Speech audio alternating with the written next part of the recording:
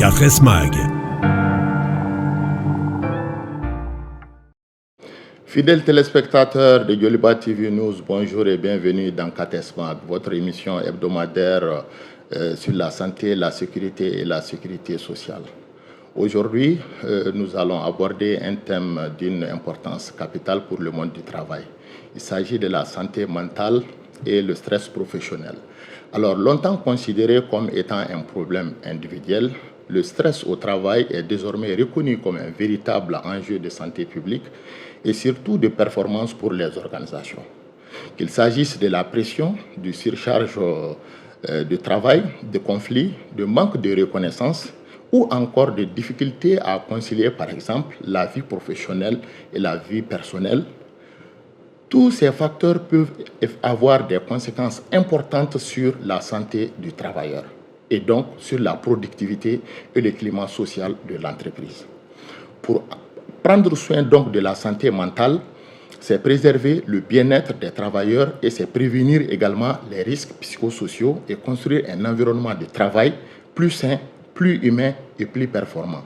Alors pour nous aider à mieux comprendre ces enjeux et les solutions de prévention, nous avons le plaisir de recevoir sur ce plateau pour la première fois Dr Traoré Fatoumata, consultante, n'est-ce pas, en médecine du travail et santé mentale. C'est la première fois qu'on vous reçoit. Bienvenue sur ce plateau. Merci beaucoup. Donc, je suis Dr Traoré, je suis médecin, consultante santé en entreprise, certifiée en leadership et management en santé. Ravie d'être là. Merci. Quelques mots pour nos téléspectateurs.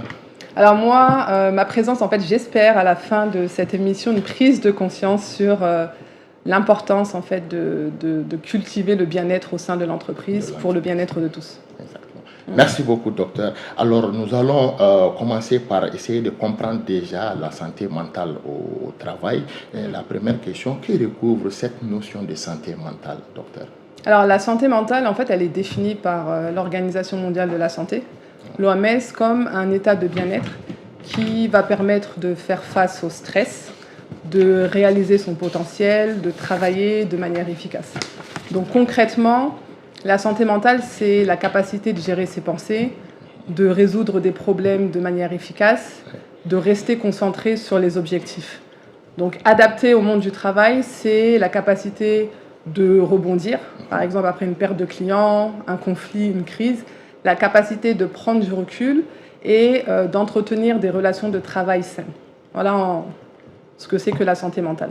Alors, après cette définition très claire, que je trouve très claire, parce que des fois, ça peut être source de confusion, hein.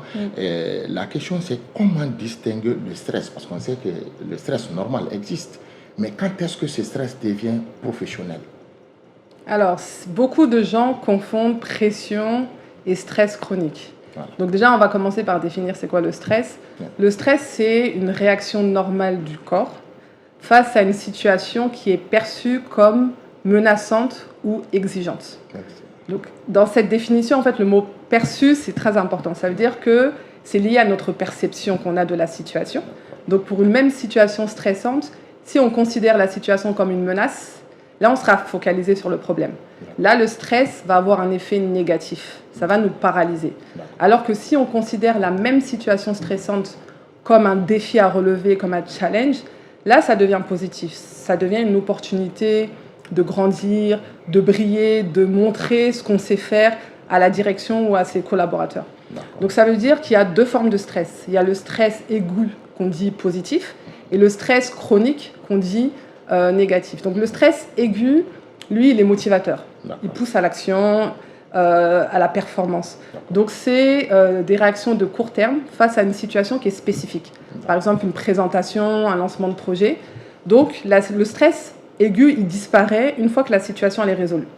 Alors que le stress chronique, c'est lui qui est nuisible. Donc, lui, il est négatif, il est paralysant et il va affecter la prise de décision et la santé mentale. Donc, c'est ce stress-là qui va faire qu'on va épuiser nos ressources physiques et mentales. Et du coup, ça peut entraîner des problèmes de santé graves, comme des maladies cardiovasculaires, la dépression, le burn-out. Donc, bien comprendre ce qu'est le stress, comprendre qu'il y a deux formes de stress, un stress aigu positif et un stress chronique qui est négatif. D'accord. Vous avez parlé quand même des conséquences du stress chronique tel que le burn-out. Si vous pouvez expliquer, parce que sur le plan technique, nos téléspectateurs n'ont pas tous accès à ces termes techniques-là. Alors, le stress chronique a des effets sur la santé physique, sur la santé mentale et émotionnelle, sur la santé sociale. Donc, si on prend par exemple la santé physique, ça peut donner de la fatigue constante, les gens sont toujours épuisés, des troubles cardiaques, hypertension artérielle, crise cardiaque, accident vasculaire cérébral, les AVC, des problèmes digestifs, souvent on parle d'ulcères de stress, même des problèmes de peau. Il y a des gens qui font de l'eczéma, du psoriasis à cause du stress. Ça donne des palpitations, des infections à répétition parce que le système immunitaire il est affaibli. Donc ça, c'est les risques physiques liés au stress chronique quand ça dure dans le temps. Il y a des risques psychologiques. Ça, c'est des signes mentaux et émotionnels. Par exemple, l'anxiété, la dépression, l'irritabilité, troubles de la concentration, troubles de la mémoire, comme ça à court terme. Ça peut être des signes de stress. Et on parle de signes d'effet sur la santé sociale. Ça, on le voit dans le monde du travail, l'absentéisme, la baisse de productivité, les gens qui commencent à s'isoler du jour au lendemain, le retrait social, la procrastination, même des changements d'habitude alimentaire. Quelqu'un qui commence à plus manger ou à ne plus rien manger, c'est un signe. La procrastination, c'est toujours remettre à plus tard. À plus tard. Voilà. Et les conduites addictives aussi. Il y a des gens qui vont commencer à plus fumer, à prendre plus de café. Pour compenser, quoi. Pour compenser, c'est exactement ça. Ouais. D'accord. Je crois que ça, c'est très clair. Alors maintenant, pourquoi la santé mentale est-elle aujourd'hui reconnue comme une composante essentielle de la santé et la sécurité au travail? Alors, la santé mentale, c'est une dimension essentielle de la santé, comme la santé physique, la santé émotionnelle, la santé sociale. Donc, elle a toujours fait partie intégrante de la santé. Maintenant, si elle est reconnue aujourd'hui comme essentielle, c'est en fait parce qu'il y a de plus en plus d'études scientifiques sur le sujet qui fait qu'on comprend mieux le lien direct entre bien-être et performance globale de l'entreprise. Donc, les problématiques des entreprises sont les mêmes, problèmes de conflits, problèmes de non-atteinte des objectifs, problèmes de démotivation, et on se rend compte que les entreprises qui investissent dans la culture de bien-être voient leur productivité exploser, une réduction du turnover, une augmentation de la performance, une diminution de l'absentéisme. Donc en fait, c'est parce que maintenant, il y a des études qui sont faites sur le sujet qu'on parle de plus en plus de santé mentale et qu'on reconnaît son rôle dans la santé mentale des travailleurs. C'est des études qui sont réalisées pour montrer le lien entre... Oui, j'ai des chiffres. Il y a même des études nationales ou même des études internationales. Par exemple, il y a l'étude, j'avais pris des chiffres, le Harvard Business Review, lui qui parle d'une augmentation de la productivité de plus 12%, une diminution du turnover de 25%.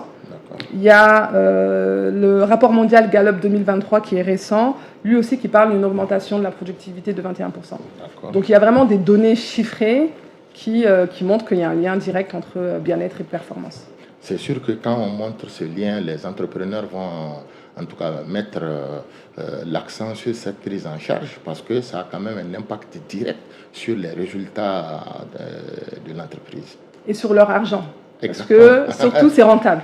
C'est un investissement stratégique. Investir dans le bien-être, c'est rentable. Il y a un retour sur un investissement prouvé. D'accord. Alors, maintenant, quels sont les principaux facteurs de stress observés dans les entreprises au Mali? Bon, de façon générale, mais au Mali en particulier. Oui, après, les facteurs de risque, ça peut être lié au niveau de responsabilité qu'on a, à l'organisation du travail, à la qualité de management, aux conditions de travail. Donc en fait, les facteurs de risque, on va dire les plus courants, la pression financière. D'accord. Donc ça, vraiment, les obligations financières qu'on a, ça peut nous mettre sous pression constante. La surcharge au travail, le manque d'autonomie, le manque de soutien, de reconnaissance de la hiérarchie. En introduction, vous avez parlé d'équilibre vie privée, vie professionnelle. Donc quand il y a un déséquilibre entre la responsabilité professionnelle et l'épanouissement personnel, c'est un facteur de risque. de stress chronique, il y a aussi le fait de s'ennuyer, de pas trouver, de pas donner sens au travail. Il y a, on oublie souvent le perfectionnisme. Il y a des gens qui ont cette volonté de tout contrôler, de ne rien déléguer, et ça, c'est une erreur parce que ça augmente la charge de travail. La centralisation à outrance des pouvoirs. Ouais. C'est parce que du coup, on veut tout faire au lieu de se concentrer sur ce qui apporte de la valeur ajoutée et de déléguer les tâches secondaires. Le fait de vouloir tout contrôler, ben, ça augmente la charge de travail. Du coup, c'est un facteur de risque de stress chronique et d'épuisement professionnel. Est-ce qu'on ne peut pas dire que tout ce que vous venez d'évoquer est lié à l'organisation efficace du travail? Beaucoup de facteurs de risque que j'ai cités sont liés à l'organisation de travail, mais il y a aussi aux conditions de travail. Quand il y a un environnement physique qui n'est pas adapté, quand les horaires vraiment sont insoutenables. Exactement. Et à la qualité, il ne faut pas oublier la qualité du management. Il y a des dirigeants, des managers qui ne savent pas écouter, qui ne prennent pas en considération les efforts de chacun. Donc ça aussi, c'est source de stress. D'accord. Vraiment, merci pour ces réponses très enrichissantes et très claires. Nous allons maintenant passer à la deuxième phase de l'émission, les impacts du stress sur la santé et la performance au travail. Alors, pour la première question, quels sont les effets du stress chronique sur la santé physique, psychologique et sociale? Vous l'avez évoqué déjà, mais maintenant, on va essayer de faire un focus là-dessus pour pouvoir vraiment donner plus d'éclairage à nos téléspectateurs.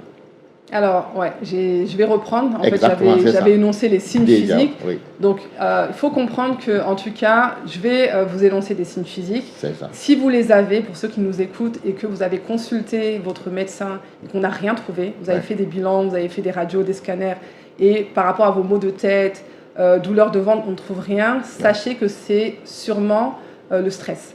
Donc, il y a des signes physiques, je vais les reprendre rapidement. C'est ça. Donc, fatigue, hypertension artérielle.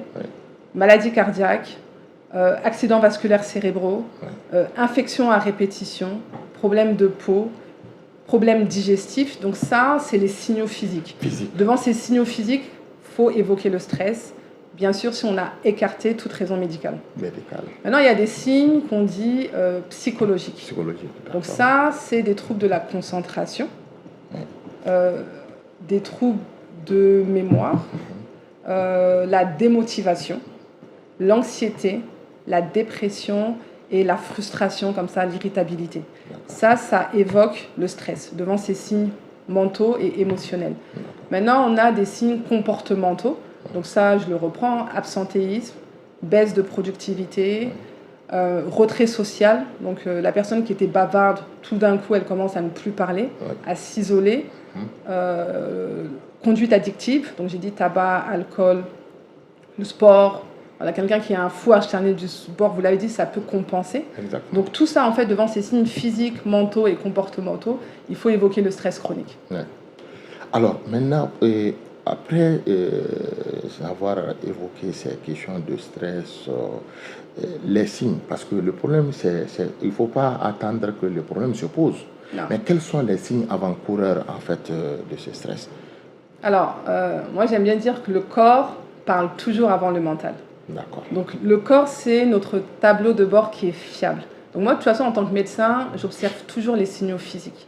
Donc, dès que vous avez une douleur de dos, une douleur à la nuque, parce qu'il y a beaucoup de douleurs musculaires comme signaux physiques, il ne faut pas vous donner des excuses. Souvent, on trouve des justifications à nos problèmes de dos, à nos problèmes de tête. Mais quand ça se répète, vous allez aggraver votre état de santé. Donc, le moindre signe physique en l'absence de cause médicale doit être une alerte. Maintenant, la deuxième chose, c'est tout changement de comportement brutal.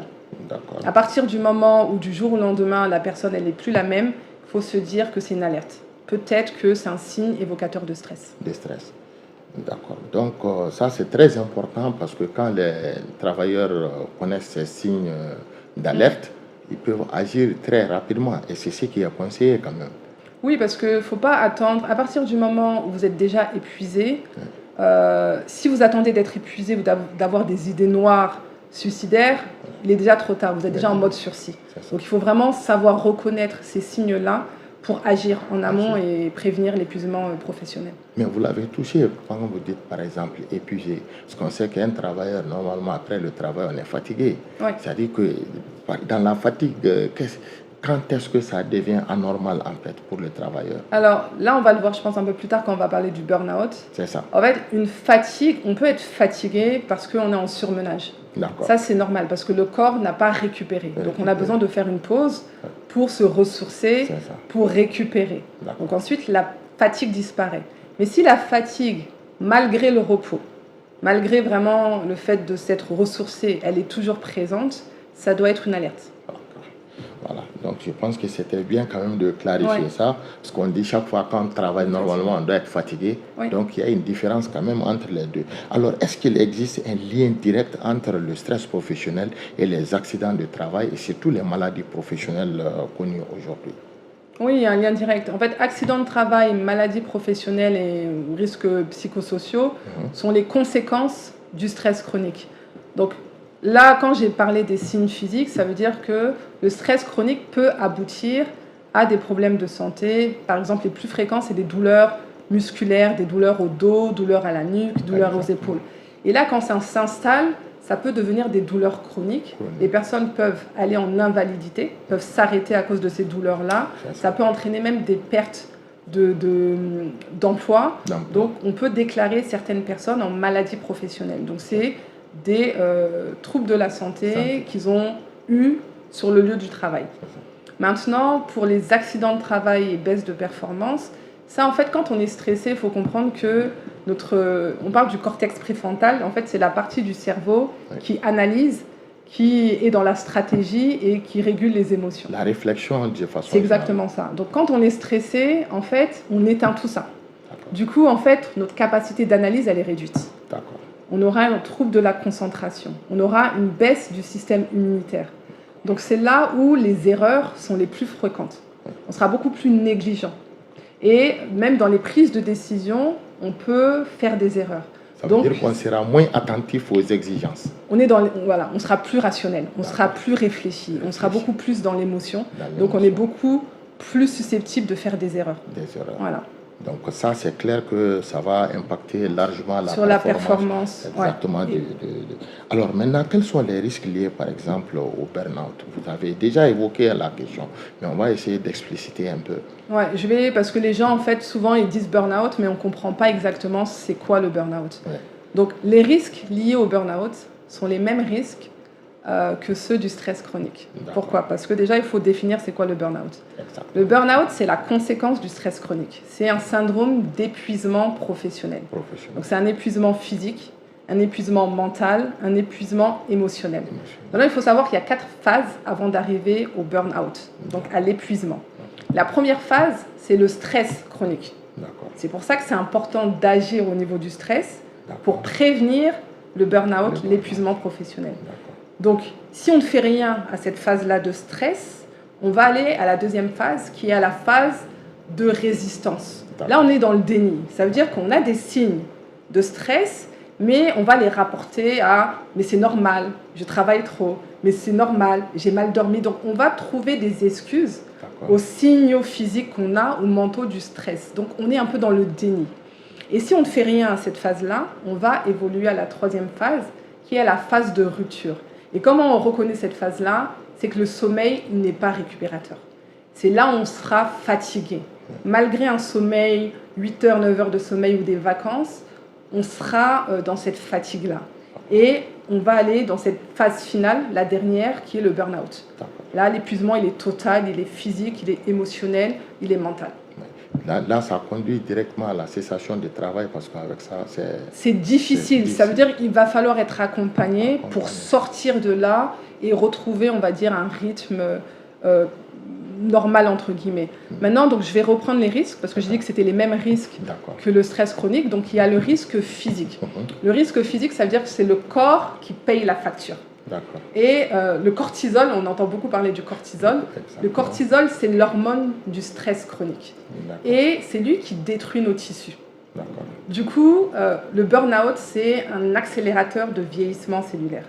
Donc, quand on ignore le burn-out, ça veut dire qu'on perd 10 à 15 années de vie en bonne santé. Donc, c'est important d'agir au niveau du stress pour prévenir l'épuisement professionnel. Donc ça, c'est le risque physique, c'est le corps qui paye la facture. Il y a le risque mental. Là, c'est vraiment, on est déconnecté, on n'a plus cette capacité d'analyse. Donc, trouble de la concentration, mauvaise prise de décision, erreur stratégique. Donc ça, c'est vraiment le risque psychologique. Maintenant, le risque social, c'est là où vous l'avez dit en introduction, le burn-out n'est jamais une affaire d'individu. C'est jamais individuel. En fait, il faut comprendre que c'est un risque psychosocial qui est systémique. Donc, il y aura une contagion dans l'entreprise. Donc, un dirigeant ou un manager qui est épuisé, il va générer un climat anxiogène. Parce qu'il sera chiant, il va crier, la communication, elle sera plus fluide, il sera dans le micromanagement, il va vouloir tout contrôler. Donc, il va instaurer un climat de travail qui sera malsain, parce qu'il est épuisé. Donc, il va contaminer, on va dire, l'entreprise. C'est pour ça que c'est jamais une affaire d'individu. Parce que si le climat social est contaminé, tout le monde sera, détruit, voilà, c'est tout ça. Le monde sera tout le monde paiera affecté, le prix. C'est sûr. Voilà, du burn-out d'un individu. Donc c'est pour ça que c'est important de comprendre que faut le prendre dans sa globalité et pas de façon individuelle. C'est ça, le caractère systémique du burn-out. D'accord. Donc, je pense que ça, vraiment, c'est clair, hein, parce que, comme je l'ai dit dans cette émission, il y a beaucoup de termes techniques. Mais je suis très ravi de voir qu'avec les explications que vous donnez, c'est sûr que nos téléspectateurs vont accéder à ils vont comprendre la bonne information. Alors maintenant, nous allons continuer sur les risques liés, par exemple, vous avez parlé des risques liés au burn-out, à l'épuisement professionnel, etc. Mais je pense qu'aujourd'hui, selon vous, est-ce que ces risques sont réels dans les entreprises, au sein des entreprises maliennes? Alors, parce que ça, c'est de façon générale. Oui, ils sont réels. Maintenant, est-ce que les entreprises prennent en compte ça? Exactement. Non. Ça veut dire que... Mais pourquoi? En fait, ils ne prennent pas en compte les risques psychosociaux parce qu'en fait, ils n'ont pas compris le lien entre bien-être et performance. Malgré toutes ces études quand même qui nous donnent... Mais c'est pas... on le verra après pour les défis, c'est pas palpable. Ça veut dire qu'en prévention des risques physiques, on voit le danger. Alors qu'en santé mentale, on ne voit rien. Et à partir du moment où c'est subjectif, on est dans le ressenti, l'employeur va se dire non, il n'a rien.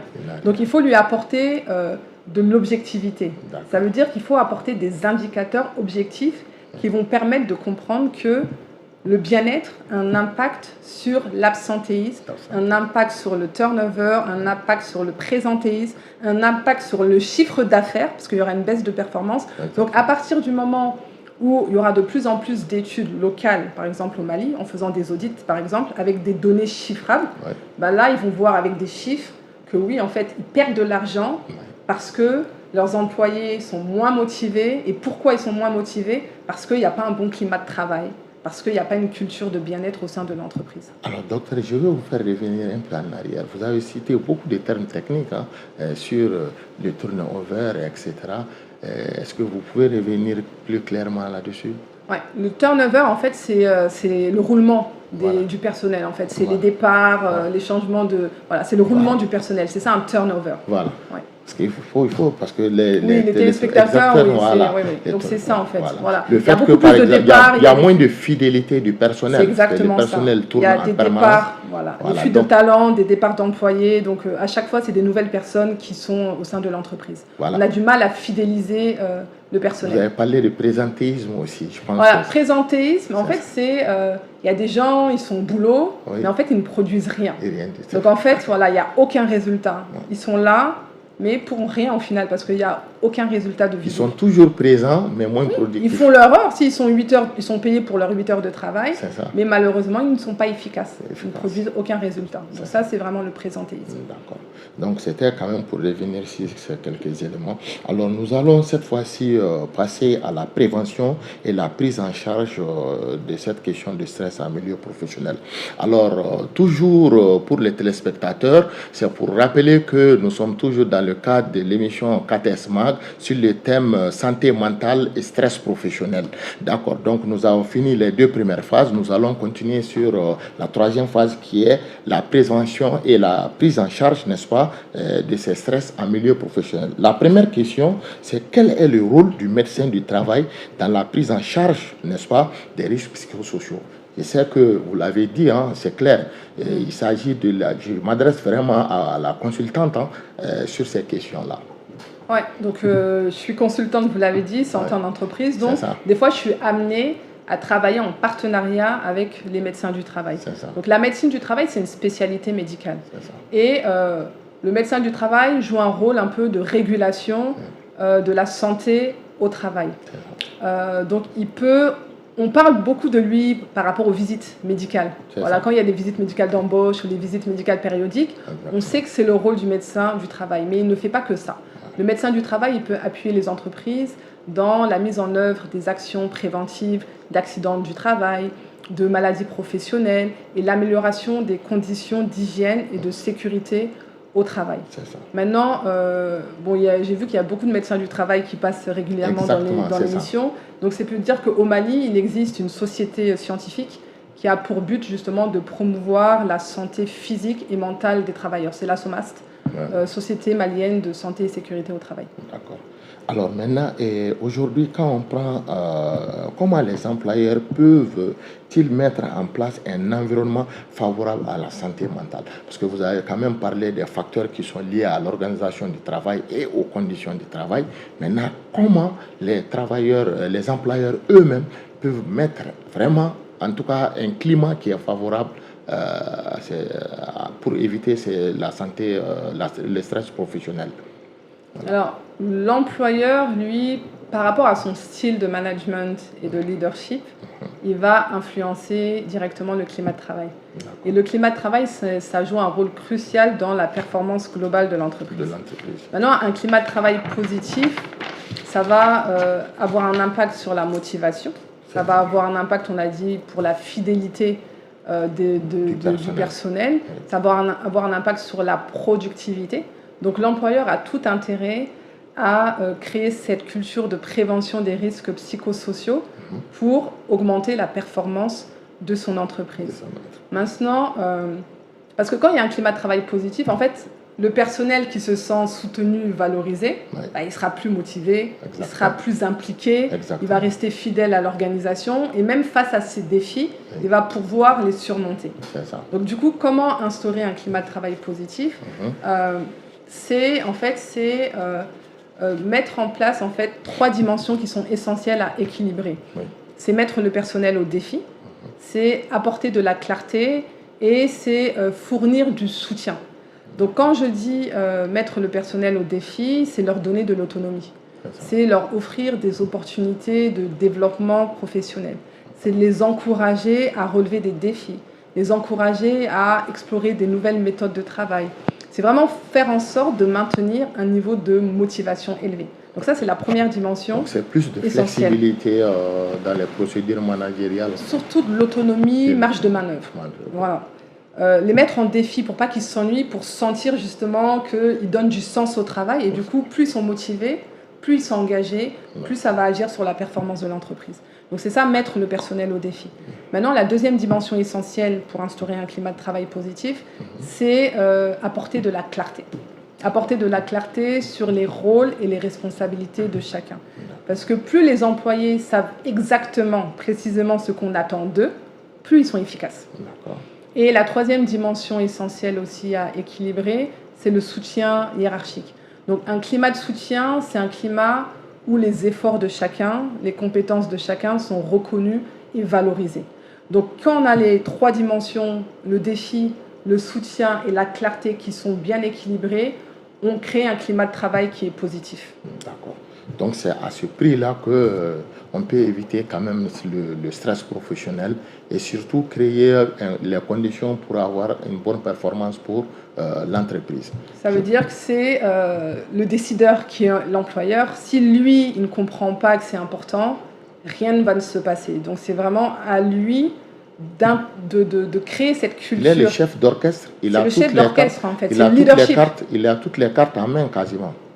Le leadership, normalement, doit donner confiance et favoriser la réussite collective. Donc, quand il n'y a pas ce leadership-là, il n'y aura pas de climat de travail favorable à la santé mentale. Alors, donc, vous empiétez déjà sur la question suivante, le rôle du manager, en fait. Alors, quels sont les rôles, par exemple, des managers, les responsables RH ou alors les comités d'hygiène et de sécurité dans certains cas, pour jouer, c'est-à-dire que dans la prévention du stress professionnel?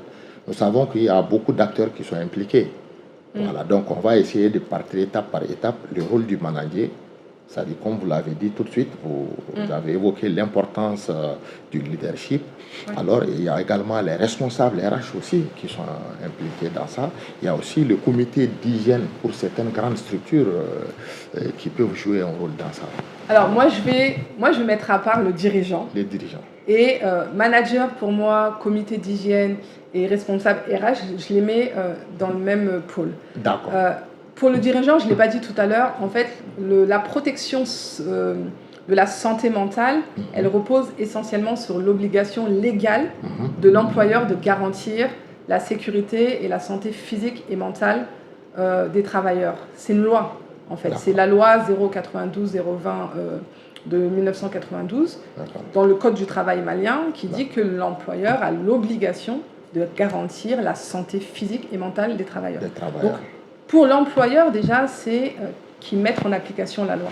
Une obligation légale. C'est une obligation légale. C'est ça. C'est la loi, elle est inscrite dans le Code du travail malien. D'accord. Donc, qu'ils respectent la loi. D'accord. Maintenant, pour les managers, les responsables RH, les comités d'hygiène, l'idéal, c'est qu'ils participent aux prises de décision avec la direction. C'est ça. Justement, pour sensibiliser, pour informer, pour former sur ces risques psychosociaux. Donc ça veut dire que ça nécessite qu'eux-mêmes soient formés dans ça. C'est très important. Le manager qui n'est même pas lui-même outillé dans la gestion de stress, il aura du mal à faire passer le message au reste du personnel. Donc déjà qu'eux-mêmes soient sensibilisés, informés, formés dans ça. Pour les managers qui soient beaucoup plus dans l'écoute, dans la communication, pour faire remonter les préoccupations du personnel. Et là, ça va permettre vraiment de mettre en place cette culture de prévention des risques psychosociaux. Donc, qui se chargent que l'employeur respecte la loi et à leur niveau, qui sensibilisent, qui informent, qui forment. Je pense que ça, c'est une réponse vraiment qui résume le tout. Hein. Et ça, franchement, il n'y a rien à dire. Il faudrait que les managers soient bien formés et pour qu'ils soient capables aussi de faire passer le message. Parce qu'il s'agit pour eux de comprendre la chose, pour partager effectivement l'intérêt qu'il y a à le faire. Alors maintenant, comment accompagner un salarié en souffrance tout en respectant sa dignité, la confidentialité et surtout le secret médical? D'accord, donc c'est une bonne question. La dignité, la confidentialité, le secret médical. Parce que nous savons que, sans vous couper, c'est vrai que dans notre contexte malien, et de façon générale même, on sait que la souffrance au travail, des fois, le travailleur se voit, en fait, il a même honte, en fait, de faire paraître, en fait, cette insuffisance. Par exemple, si c'est la fatigue chronique, on va dire, mais pour un rien, il est fatigué. C'est, en fait, une faiblesse pour lui, alors que c'est quand même une maladie. Oui. Voilà. Donc, la question, c'est de dire comment accompagner ce travailleur qui est déjà en souffrance, hein, et maintenant, tout en gardant sa dignité, parce que c'est très important aussi, hein. Parce que des fois, on ne veut pas que les autres sachent. Non, je comprends. Mais là, en fait, déjà, il faut... Pourquoi c'est important d'accompagner ces personnes en souffrance? C'est pour justement éviter tous les risques qu'on a cités. Et leur éviter des problèmes de santé graves, leur éviter la perte de l'emploi, leur éviter l'épuisement professionnel. Maintenant, la dignité, la confidentialité, le secret médical, normalement, ça, ce sont les devoirs de tout professionnel de santé. Exactement. C'est inscrit dans notre code de déontologie et d'exercice médical. Maintenant, la solution ne sera pas la même par rapport au type de souffrance. C'est ça. Un salarié qui est en souffrance physique, il a une douleur chronique, des douleurs au dos, une invalidité, on pourra l'orienter vers le médecin du travail qui lui verra s'il n'y a pas une possibilité d'aménagement de son poste, une possibilité de changement de poste. Donc, c'est ce professionnel-là qui sera peut-être plus adapté pour ce salarié en souffrance physique. Maintenant, il y a aussi la souffrance psychologique. Et là, la souffrance psychologique aussi, tout dépend de la cause de la souffrance psychologique. Ce n'est pas la même chose d'être en dépression. Là, on va peut-être faire appel au psychiatre. Ou d'être anxieux, on va peut-être faire appel au psychologue, que d'être stressé par manque d'organisation du travail, parce qu'on est surchargé. Et là, quand c'est un stress lié à l'organisation du travail, c'est plutôt les orienter vers un consultant, un peu spécialisés dans la santé, mais aussi dans le leadership et management. Parce que si la personne ne sait pas organiser son temps de travail, on va lui apprendre, et c'est ça la solution, à mieux gérer son temps de travail, à comment fixer ses priorités en fonction de l'urgence, de l'importance, comment gérer ses pauses, comment gérer ses limites, lui apprendre à dire non pour se concentrer sur ses tâches prioritaires. Donc ça, c'est une personne en souffrance par manque d'organisation du temps de travail. Une personne en souffrance parce qu'il a une surcharge de travail par manque de délégation, lui, on va lui apprendre à mettre en place une délégation efficace pour lui retirer de la charge mentale qu'il a.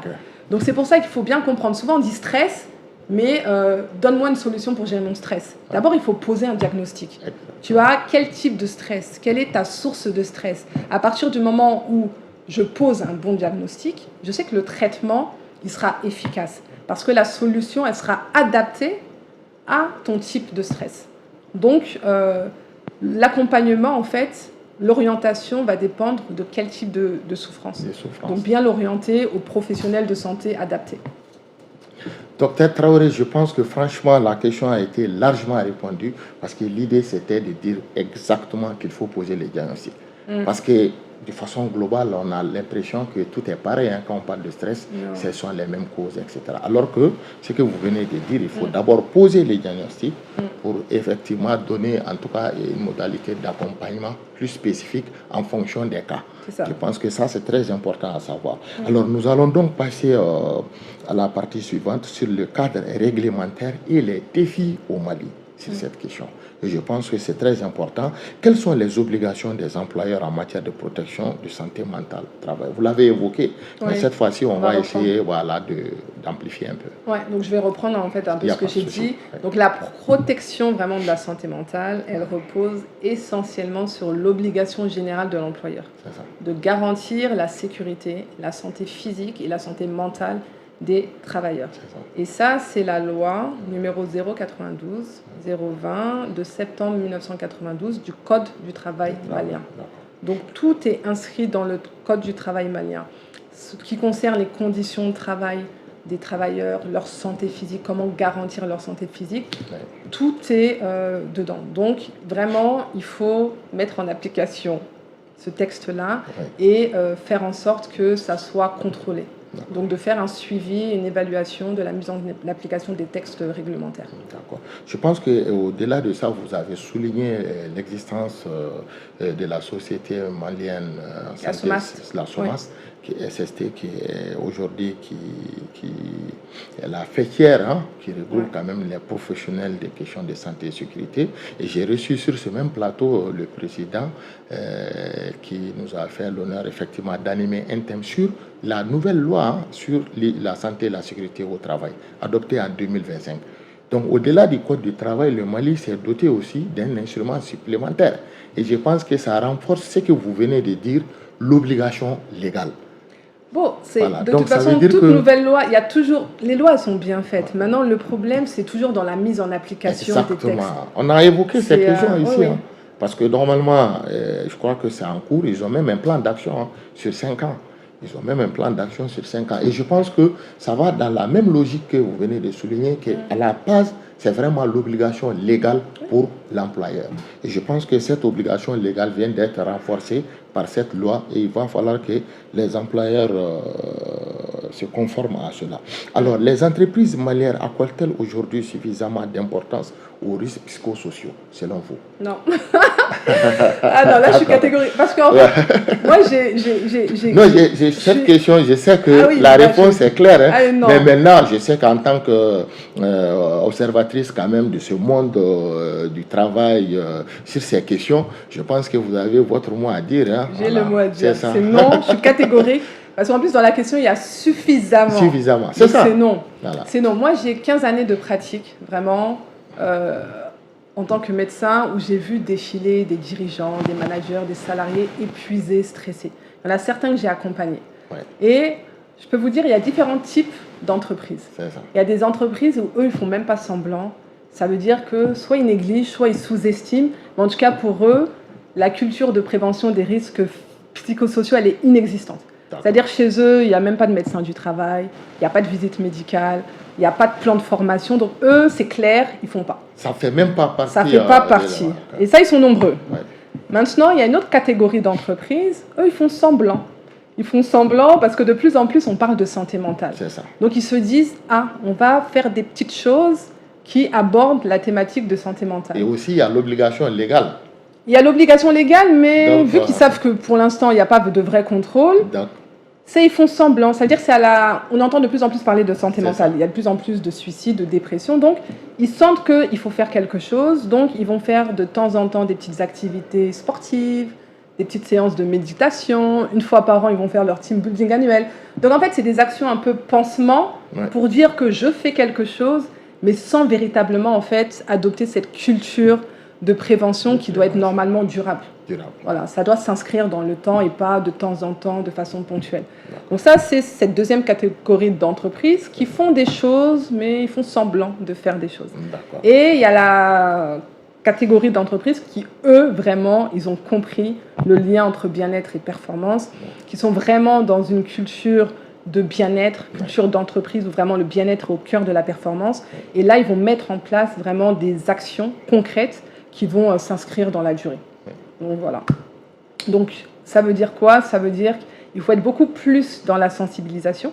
Bon, l'État doit faire son rôle de contrôle, mais ces émissions-là, elles sont très bien parce que justement, le fait de sensibilité, d'informer, on va peut-être avoir des prises de conscience que c'est important finalement de faire des formations de bien-être dans notre entreprise, d'inclure la santé mentale dans notre plan de formation annuel.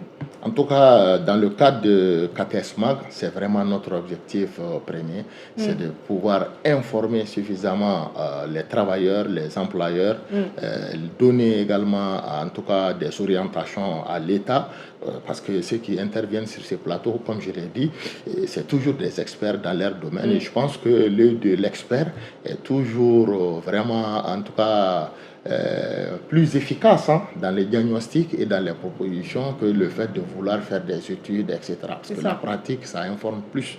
Et je pense que c'est une très bonne chose. En tout cas, c'est notre mission. Et nous comptons également sur la disponibilité des professionnels à venir partager votre expertise, vos expériences et vos conseils avec nos téléspectateurs.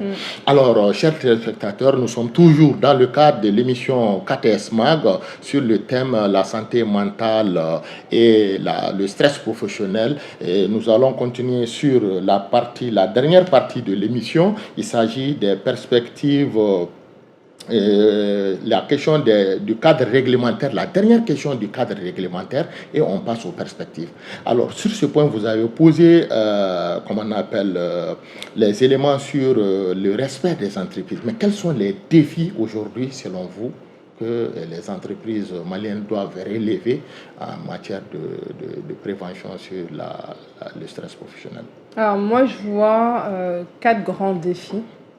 Déjà, c'est ce que je disais tout à l'heure, au début, en prévention des risques physiques, on voit le danger. En santé mentale, on ne voit rien. Donc le premier défi déjà, c'est de sortir du subjectif, de vraiment rendre le subjectif objectif. Donc avec des indicateurs objectifs sur ce que j'ai dit, le turnover par exemple, l'absentéisme, le présentéisme, des erreurs même de production ou des signalements physiques, par exemple de troubles du sommeil ou d'hypertension. C'est là vraiment le défi majeur, de faire en sorte qu'on comprenne que c'est objectif. Donc sortir du subjectif, le rendre objectif. Ça, c'est le défi majeur. Le deuxième défi, c'est de vulgariser la santé mentale et de lever la peur du jugement. Vous l'avez dit tout à l'heure, il y a des dirigeants, des managers qui ont peur d'être un peu étiquetés de faibles, d'incompétents s'ils parlent. Exactement. Du coup, en fait, il faut mettre la santé mentale sur le même plan que la sécurité physique. Il faut vraiment briser ce tabou-là de la santé physique, mais en retirant le côté psychiatrique de la santé physique. C'est le rendre beaucoup plus simple, beaucoup plus concret, beaucoup plus pratique, beaucoup plus stratégique. Donc ça, c'est ce défi-là de vulgariser la santé mentale. D'accord. Alors, comment développer, selon vous, une véritable culture de prévention des risques psychosociaux? Je vais juste... j'avais 4 grands défis. En fait, le troisième défi, c'est de passer des actions un peu de pansement à des actions vraiment organisationnelles.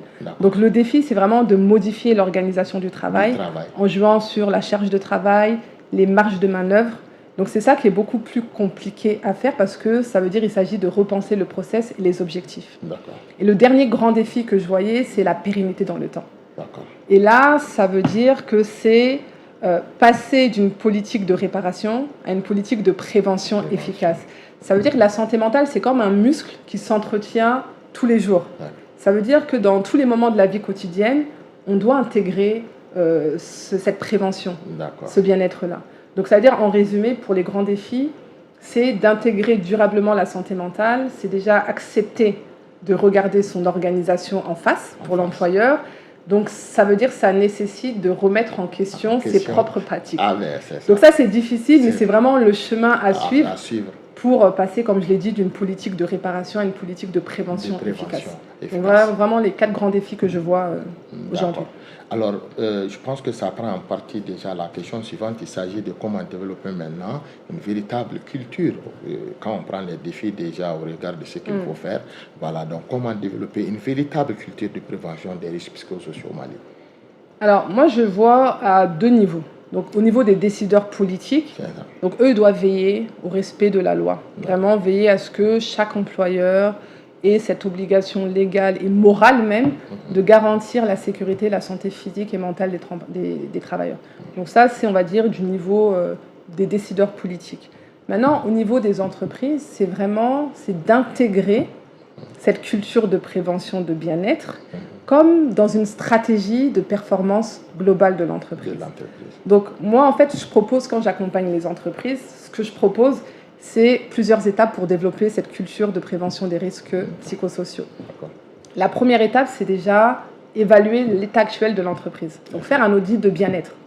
Savoir le point de départ pour pouvoir améliorer par la suite. Donc ensuite, il faut définir une vision à long terme de bien-être.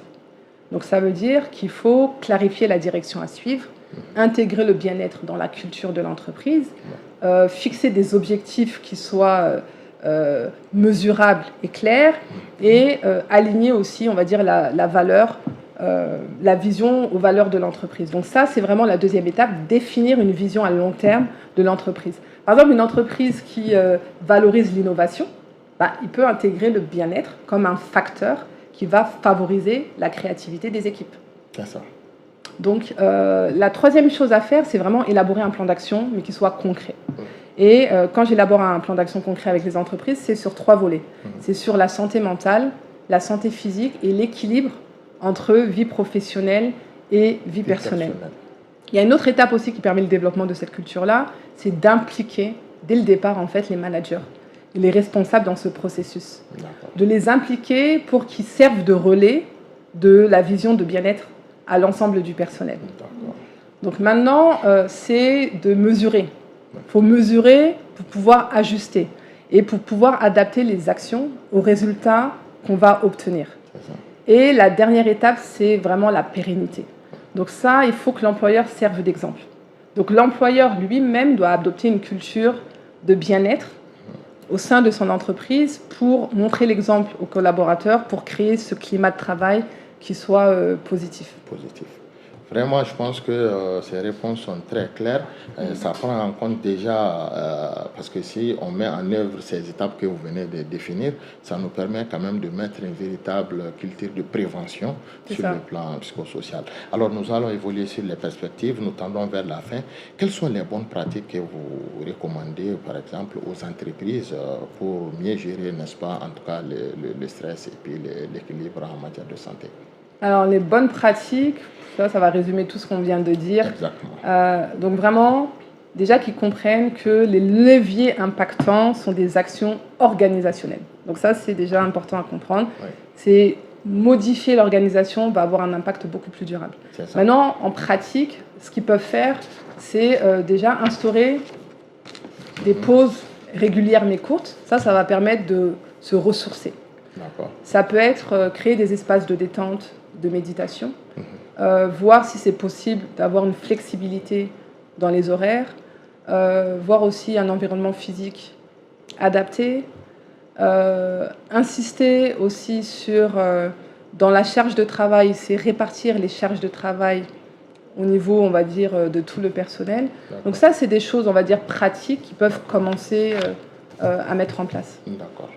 Alors maintenant, selon vous, est-ce que quels sont les conseils que vous pouvez donner aux travailleurs pour mieux gérer le stress? Parce qu'avant même que les professionnels n'interviennent, les travailleurs lui-même peuvent identifier les signes que vous avez donnés.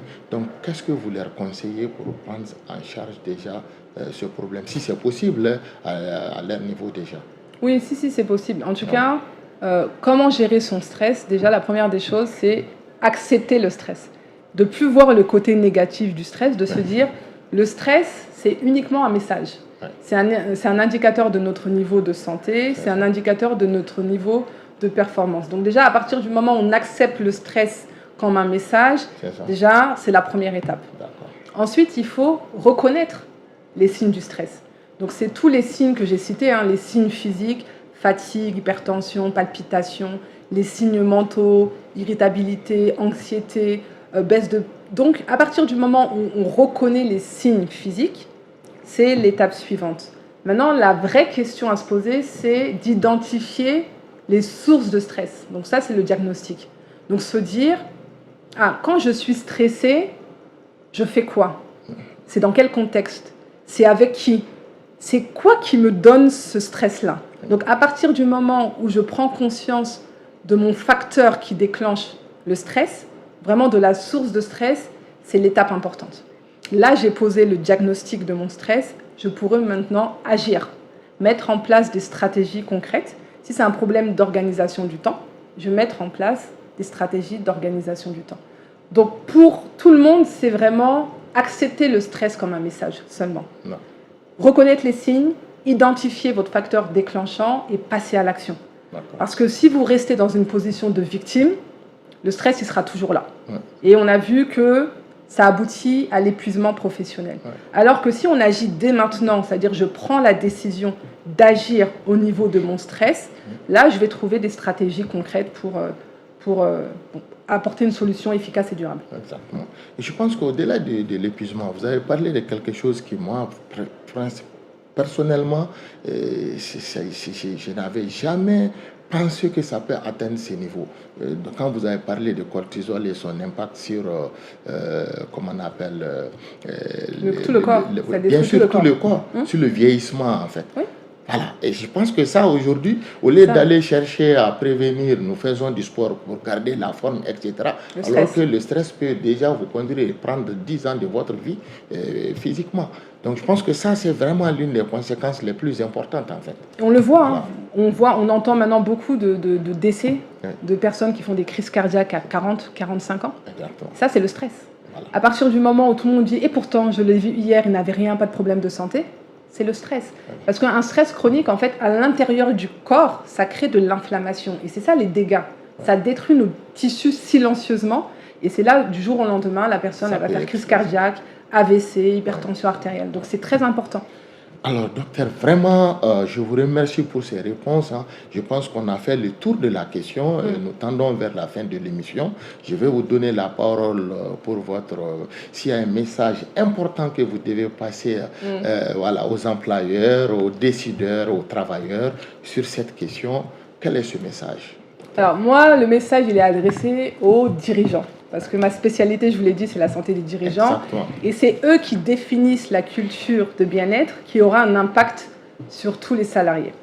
Donc, ce que j'ai envie de leur dire aux dirigeants, à ceux qui m'écoutent, c'est que la prévention des risques psychosociaux, ce n'est pas une option. C'est une obligation légale et morale. Maintenant, si vous voulez en fait préserver votre santé, si vous voulez préserver votre énergie, préserver votre efficacité, préserver votre capacité de leadership, il faut adopter une culture de bien-être. Il faut adopter une culture d'entreprise où le bien-être est une priorité, où le bien-être est au cœur de la performance. Pourquoi? Parce que vous-même, en adoptant une culture de bien-être pour vous-même, vous allez montrer l'exemple. Ouais. Du coup, vous allez faire en sorte que le climat de travail sera positif. Ouais. Donc tout le monde va y gagner. Ouais. Maintenant, s'il y a des dirigeants qui ne sont toujours pas convaincus par ce que je viens de dire, Ouais. c'est rentable. Ouais. Il y a un retour sur investissement, et ce n'est pas moi qui le dis, c'est le rapport même mondial sur la santé mentale au travail de l'OMS qui dit qu'il y a un retour sur investissement de $4 pour $1 investi en amélioration de la santé et de productivité. Donc tout le monde est gagnant, la santé des travailleurs et la rentabilité de l'entreprise. Merci beaucoup, docteur, pour ce message. Investir dans la santé, il y a un retour sur investissement et ça impacte directement, n'est-ce pas, la performance de l'organisation. Ouais. Donc c'est sur ces mots que cette émission va prendre fin. Alors nous retenons que la santé mentale est une composante essentielle de la santé au travail. Alors, prévenir le stress, reconnaître les premiers signes, n'est-ce pas, de souffrance psychologique et promouvoir un environnement de travail respectueux sont des responsabilités partagées entre l'employeur, les managers, les travailleurs et les services de santé, n'est-ce pas, au travail. Investir dans le bien-être psychologique des collaborateurs, c'est investir dans la performance durable, la qualité du travail et la stabilité des organisations. C'est pourquoi on va remercier vraiment notre invité, Dr Fatoumata Traoré, médecin, consultante certifiée en leadership et management en santé. Je pense que c'est très clair pour le profil puisque c'est la première fois. Alors, donc, nous allons dire également merci, chers téléspectateurs, pour votre fidélité. Nous n'oublions jamais que prendre soin de la santé mentale, c'est aussi prendre soin de sa vie, de sa famille et de son travail. Rendez-vous très prochainement pour un nouveau numéro de KTS Mag, votre magazine de référence en santé, sécurité et sécurité sociale. À bientôt.